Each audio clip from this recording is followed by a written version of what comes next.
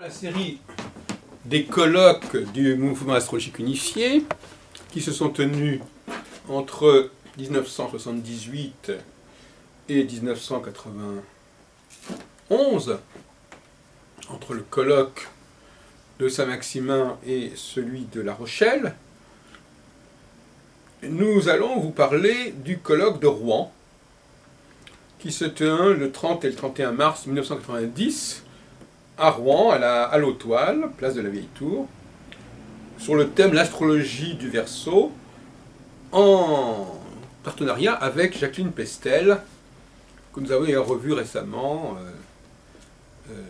sur Téléprovidence. Et par conséquent, nous allons donc, comme d'habitude, laisser la parole, quelques extraits, à différentes personnalités.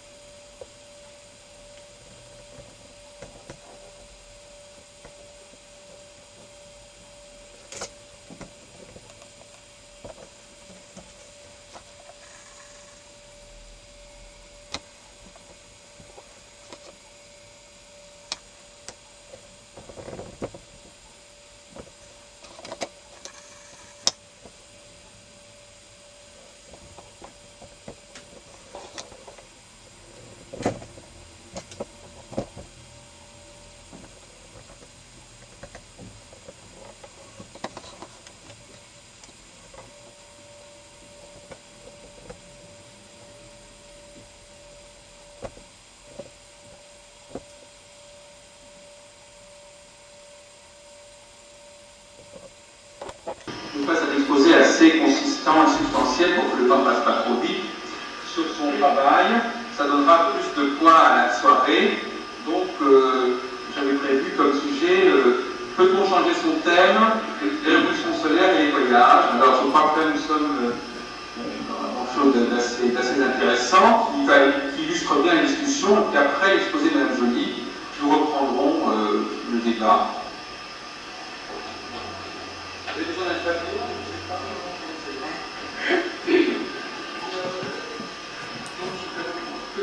Changer son thème en voyageant, c'est évident, puisque je pense que de toute façon, même si ce n'est pas pour l'anniversaire, quand on voyage, ça fait toujours plaisir. Donc déjà, c'est un côté ça. Donc, excusez-moi. Le seul cas que j'ai connu qui soit vraiment celui d'influence du voyage, c'est produit des événements en l'absence de la personne, puisqu'on ne peut pas comparer ce qui serait passé si la personne était restée sur place, c'est évident aussi.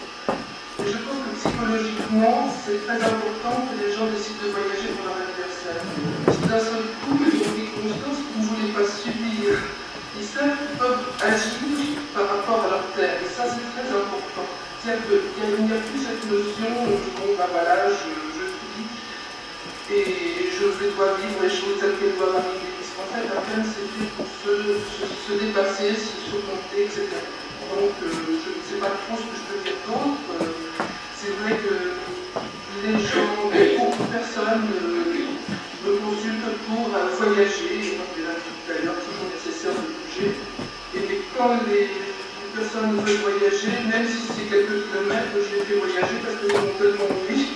Vous pouvez expliquer plus clairement la technique de la révolution solaire et expliquer que le voyage va modifier l'impact du thème. Bien, alors la technique de la révolution solaire, c'est donc de calculer le moment précis où le soleil revient à la position natale.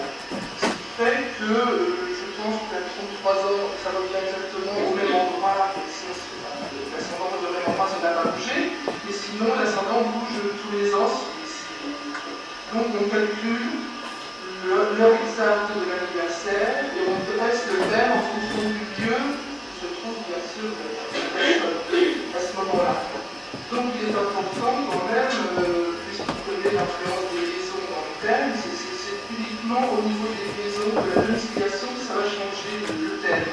Donc on va changer si on décide de voyager, on va changer uniquement les secteurs, parce qu'on ne changera pas les aspects, on ne changera pas les positions des planètes, on va simplement changer leur dans les secteurs, dans les maisons. Donc, ce qui peut être important, c'est toujours plus agréable d'avoir un trigone de la maison 10 à la maison 2 plutôt que de la maison 12 à la maison 8, par exemple.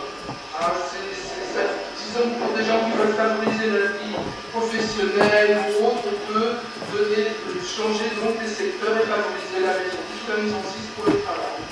Ou la maison 5 pour les enfants. Enfin bref, on reprend les systèmes traditionnels de l'éducation. Voilà. Donc, parce que de toute façon, Monsieur Aumont, des questions que vous la boîte dans la boîte, quand même, je vous pose la question de savoir si ça correspond à un aspect du voyage ou pas les mêmes. bien sûr. Bien sûr. Oui. Non, tout à fait. Quand je vois des gens qui viennent me voir en disant je veux voyager, et bien souvent ils savent même où ils veulent aller, et bien souvent c'est l'endroit où ils ont décidé d'aller qui est très long pour eux. Non, mais de toute façon, c'est dit qu'ils ne peuvent pas. Mais c'est très important que les gens veulent voyager pour leur anniversaire, parce que je vois des gens qui bougent par rapport à eux-mêmes, qui ne subissent plus, et ça change complètement la vie. En général, pour revenir au thème classique, au thème de base, est-ce que vous voyez des moyens pour la personne d'évoluer, de contrarier, de neutraliser certains aspects du thème? Ça peut être. Est-ce qu'il y a des moyens? Comment est-ce qu'on fait pour dépasser ce thème? Comment on peut pour dépasser ce thème? On le prend en main, on en prend conscience, on le remet compte, puis on réagit en conséquence. D'un seul coup, et quand on connaît l'astrologie, d'un seul coup, il n'y a plus jamais de mauvais aspects, parce que c'est une philosophie où on sait que dans le pire, on va trouver le meilleur, bien souvent, le meilleur, on peut trouver le pire. Donc, de toute façon, c'est une philosophie, en fait, on appelle quand même, on sait que l'astrologie, la pratique de l'astrologie, c'est une philosophie, automatiquement, ça change la vie. Donc, je ne peux pas dire beaucoup d'autres choses. Je vais répéter la interruption. Est-ce que vous êtes content d'être à Rouen? C'est une félicitation pour vous à Rouen. Vous êtes pour vous situer. Je suis un peu plus timide, je tellement pas plus facilement. Je sais pas, mais de revenir à Rouen pour parler d'astrologie alors que c'est là que j'ai appris tout seul, ça fait bizarre. Voilà.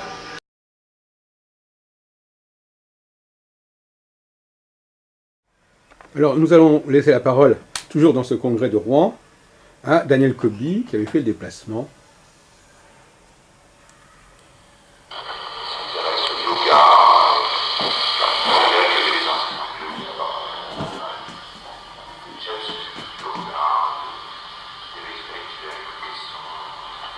C'est la mode. Est-ce que vous pouvez parler des techniques utilisées en astronomie karmique? Qu'est-ce qui distingue, qu'est-ce qui caractérise l'astronomie karmique dans son mécanisme, dans son... Alors là, vous me posez un problème difficile, parce que ce qu'il a distingue, c'est vrai, ce qu'il a distingue, normalement, c'est ce qu'on appelle l'axe prioritaire et tout le développement de cette théorie qui est très complexe. Que personnellement, j'avais développé il y a 10 ans et bien avant le premier bouquin avec les éléments stables, mais qui, à mon avis, n'est pas suffisant. Je redirais que l'ensemble du thème représente une matière, une symbolique du passé de l'individu, et toutes les recherches actuellement qui sont faites dans les 4 générations en génétique et psychologie tentent à trouver effectivement déjà qu'elle est bien en type génétique. Je pense aussi que quelqu'un qui sont de type symbolique, comme les monomères que vous connaissez, j'espère. Les degrés du zodiaque sont des typologies sélectives de l'espèce de l'âge.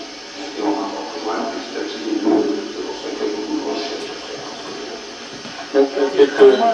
Effectivement, on a bien tout à fait, parce que j'ai une copie, et je crois que si j'ai pas voulu ce matin parler d'astrologie karmique, c'est effectivement on je suis recherche dans le domaine, et qu'on est très loin d'avoir tout résolu, et puis tant qu'on n'aura pas un petit peu plus creusé le sujet, on veut bien aujourd'hui faire des démonstrations sur certains thèmes très parlants, et Daniel va nous en faire une sur le thème des médias. Un petit peu après, on va... Non, je pense que c'est une bonne illustration.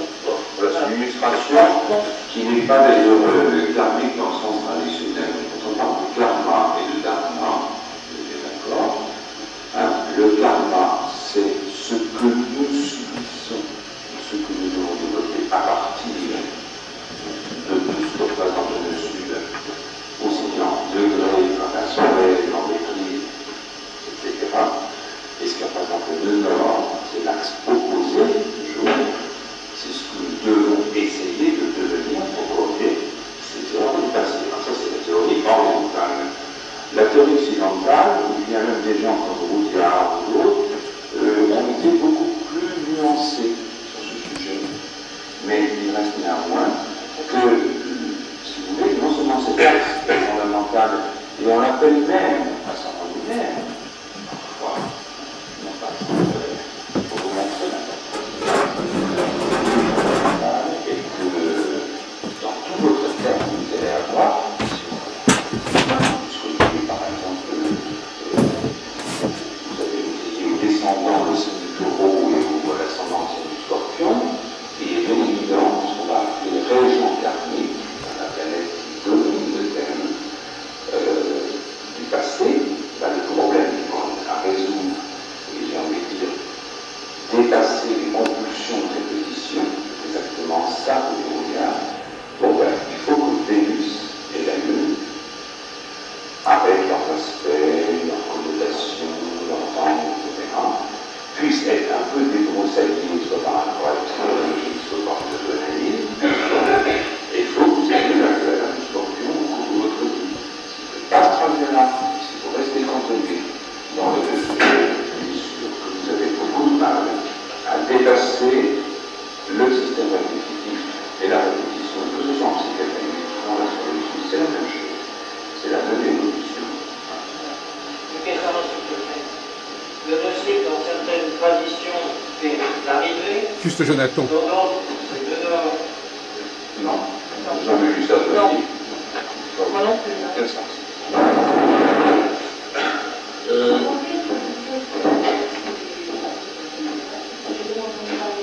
En Inde, le sud, c'est l'arrivée, c'est la victoire vers la mort. Le sud? Oui, exactement l'inverse. Et dans le système de l'astrologie indienne, le sud est le début de la vie. C'est-à-dire une inversion. Il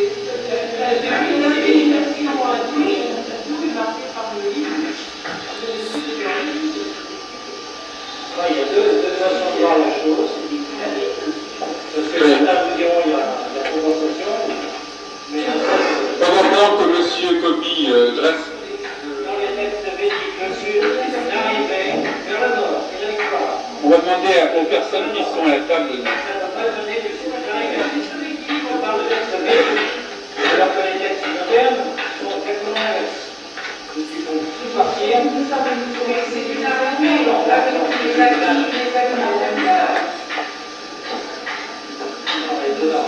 Attendez, on va laisser les deux. Il y a M. Gellman et M. Picot qui vont participer à la discussion pendant que. Je voudrais intervenir à ce sujet-là, non pas que j'ai une connaissance particulière sur les thèmes karmiques d'une part et sur l'inversion des nœuds dans les mesures, mais néanmoins, en ce que je fais, c'est-à-dire la sophrologie particulièrement, je peux vous dire que, vous le savez tous, nous avons deux hémisphères du cerveau. C'est une explication que j'avance, hein. Elle vaut ce qu'elle vaut, elle est tout à fait personnelle et spontanée. Hein. Nous avons donc deux hémisphères du cerveau. Nous avons l'hémisphère gauche qui est complètement rationnel, qui est le siège des mécanismes, qui s'exprime par les mécanismes articulés, qui est le siège de tout ce qui est rationnel, mathématique, mémoire, etc. Et nous avons l'hémisphère droit du cerveau qui lui est complètement irrationnel, qui est métaphysique, qui s'exprime par les actes manqués, qui peut s'exprimer par des lapsus, par le tarot d'ailleurs, par les émissions de forme, etc. Alors, il est évident que depuis le Conseil de Grande, et puis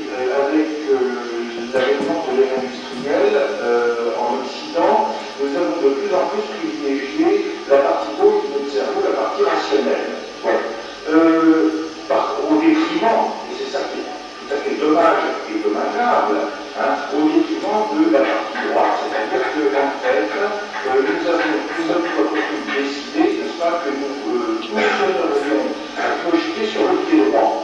Pourquoi pas? Alors on s'attache le pied gauche et on fonctionne au contraire. Et on s'appelle le portail. Voilà. Alors en Orient, c'est exactement le contraire, ce qui n'est pas meilleur en soi. En fait, il faudrait pouvoir développer les deux et puis mettre un petit pont, un petit passage entre les deux, parce que l'on fonctionne à cogiter sur une jambe ou à cogiter sur l'autre, et dire que pour faire une véritable sous-arrivée du marathon, pour faire le marathon, c'est pas pratique. Et je pense que c'est un petit peu ce à quoi juste a voulu faire allusion. Je suppose, cette intervention, mais je précise encore que je sais. Voilà. Oui, je suis bien complètement. Il faut aussi penser que le corps de tout c'est un tâche. Pardon, Vous pensez aussi que dans la gestion c'est un tâche. Le principe de l'axe, c'est d'essayer de... Jacqueline Pestel. Ah oui, tout à fait, bien sûr. Je vais ajouter quelque chose à ce que vous avez dit. Donc, je vais préciser que moi, je mène des recherches depuis un certain nombre d'années avec les femmes, qui sont des médecins en général issus de l'homéopathie, de l'acupuncture et de l'ostéopathie, et que tous ces messieurs sont à peu près d'accord.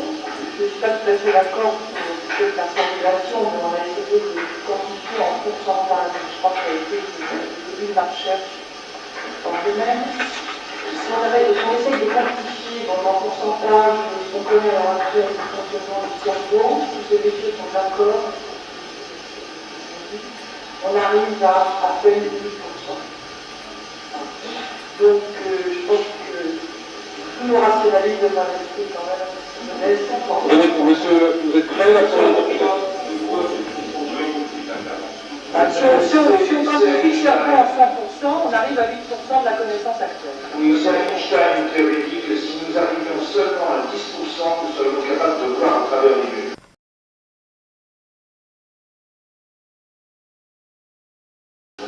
Puisque vous connaissez bien, je sais, mieux l'école de Paris, pouvez-vous nous dire ce que, bon, disons un peu critique, ça sera intéressant, comment jugez-vous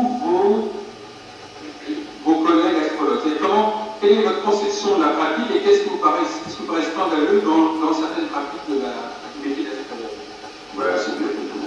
C'est bien que tout ce que j'ai vu. Enfin, moi, j'ai été...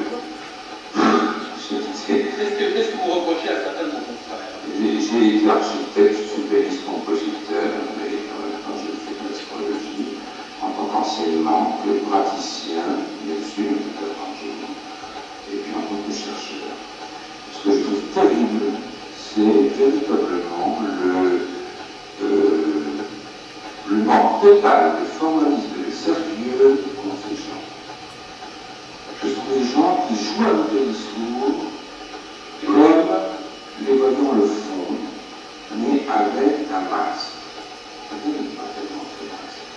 En fait, il faut étendre et jouer avec le masque, et ça, c'est l'astrologie, c'est l'astrologie. On ne peut pas être astrologue avec le masque. Dans l'astrologie, il y a un transfert, une époque de transfert, il y a des choses énormes. La responsabilité de l'astrologue est tout à fait engagée, si vous voulez.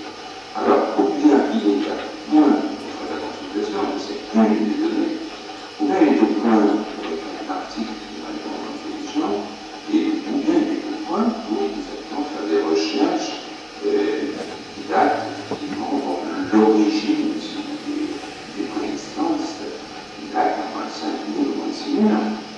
C'est là, oui, mais il y a très peu de gens qui sont comme ça. Sur Paris, moi sur Rouen, j'ai presque envie de vous demander, vous, quelle est votre impression? Parce que les charlatans n'auraient que ça un bâton. Ah oui, c'est très bien.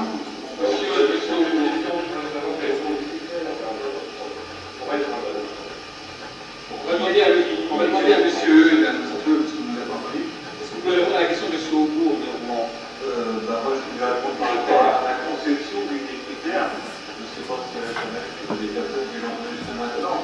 Pour moi, l'astrologue, avant tout, doit faire le lien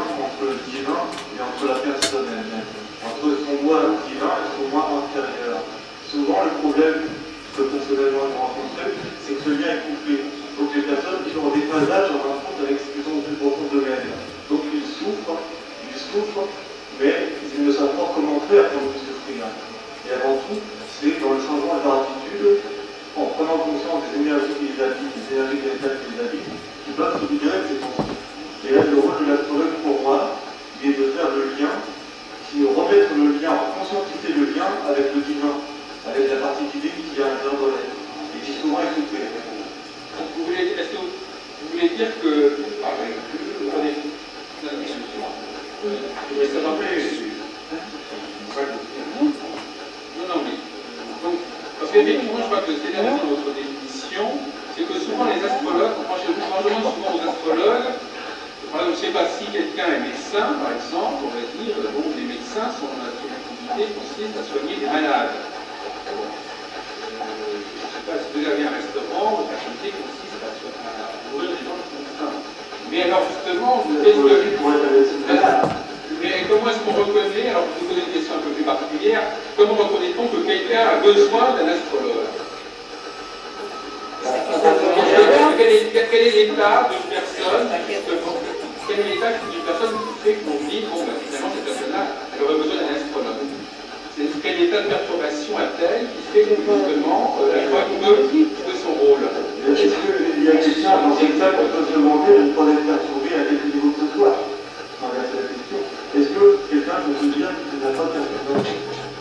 Alors vous allez passer de l'extérieur à l'autre, parce qu'à ce moment-là, si tout le monde est perturbé en permanence... Et c'est pas une question d'être perturbé au point d'avoir des symptômes ou des malaises ou des choses exagérées, mais chacun au fond de soi-même a des secteurs qu'on voit par rapport au tel où ça ne va pas forcément bien, où tout le monde ne vit pas dans l'extase. Il y a les initiés qui peuvent se vanter d'être bien partout à tout moment. Je vous pose une question plus précise. Oui. Excusez-moi,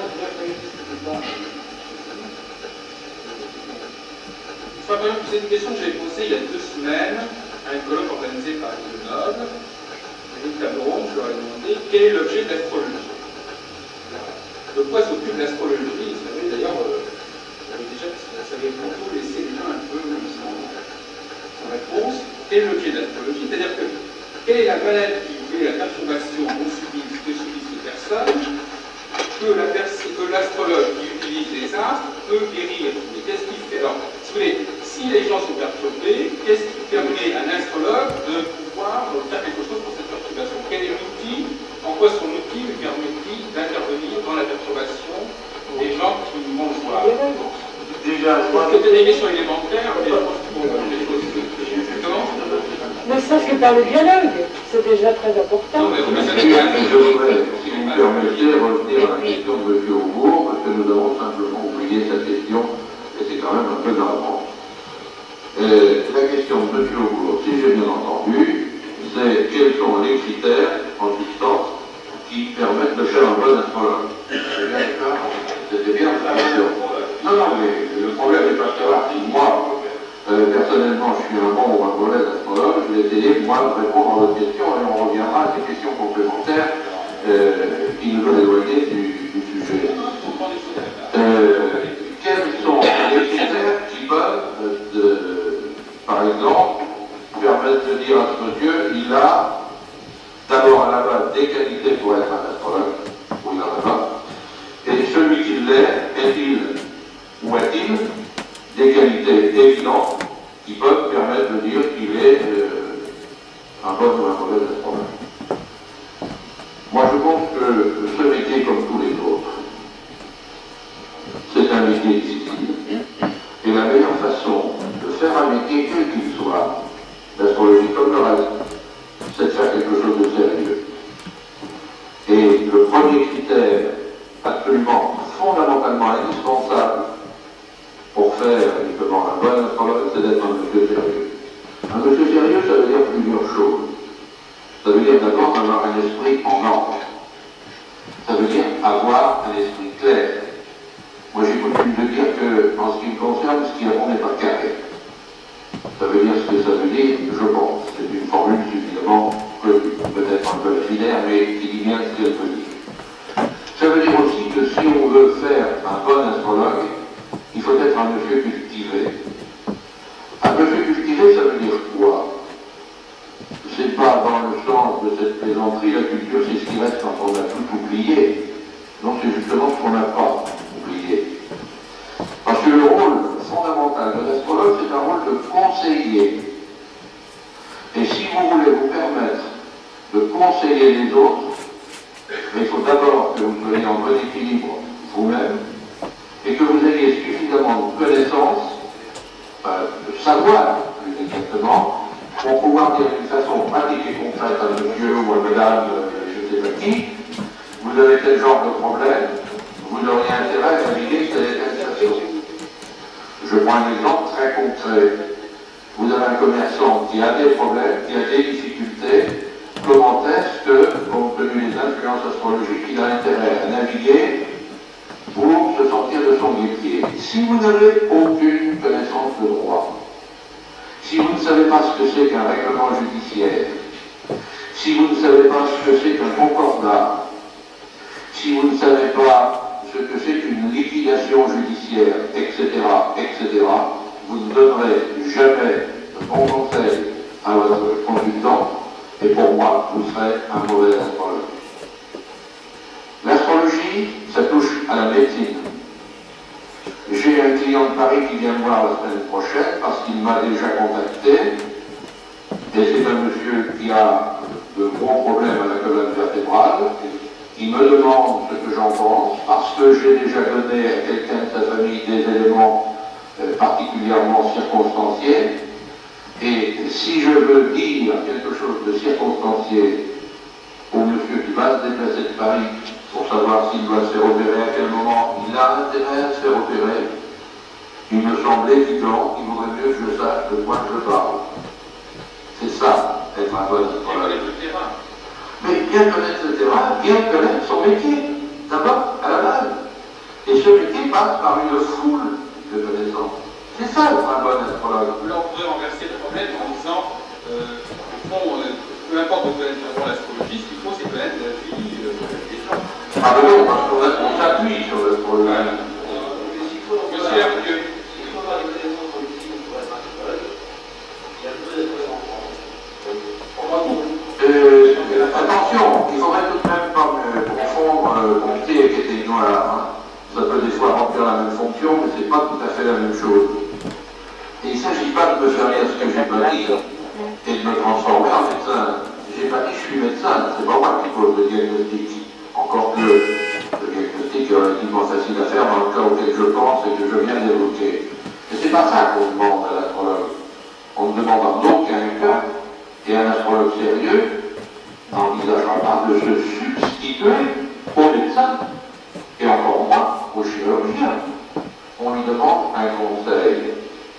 Monsieur, est-ce que l'intervention que l'on me propose, est-ce qu'elle est justifiée? Est-ce que j'ai intérêt à la faire à tel ou tel moment? Et ça répond complémentairement à la question de mon voisin de droite, qui s'étonnait qu'un certain nombre d'astrologues parisiens soient plus ou moins des fantaisistes. Vous savez, je pourrais répondre à ça d'une façon très simple. J'ai eu le plaisir d'être interviewé à Radio France à la veille du premier plan, et le journaliste, en plaisantant un peu, m'a tout simplement posé cette question. Mais voyons, M. Brunet, n'avez-vous pas le sentiment que dans votre profession, il y a un certain nombre de charlatans? Je crois que j'avais tout simplement répondu qu'effectivement, il n'était pas trop mal placé pour le savoir, il y en avait un certain nombre, mais tout compte fait, des charlatans, j'en connaissais aussi ailleurs. Et je ne vois pas pourquoi nous, en tant qu'astrologues, on en aurait le monopole.